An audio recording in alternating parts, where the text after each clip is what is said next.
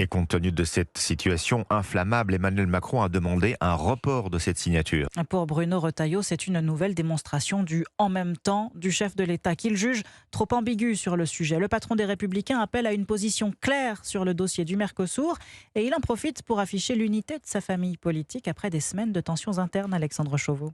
Un sénateur, un député et 2 eurodéputés LR à l'unisson. L'image est assez rare ces derniers temps à droite. L'objet du consensus, l'opposition au traité entre l'Europe et le Mercosur, une constante pour LR dont se félicite Bruno Retailleau. Pour ce qui nous concerne, LR, nous avons fait depuis longtemps le choix et nous n'en avons jamais varié. L'unité affichée est certes fragile, mais elle permet à Bruno Retailleau de tourner la page des divisions sur le budget entre députés et sénateurs LR. Tous se retrouvent également sur la critique d'Emmanuel Macron, accusé d'avoir accompagné les politiques européennes ayant miné l'industrie française. Le logiciel passé, c'était celui-ci, c'est-à-dire toujours moins de protection à l'extérieur et toujours plus de contraintes à l'intérieur. C'est l'inverse qu'il faut faire.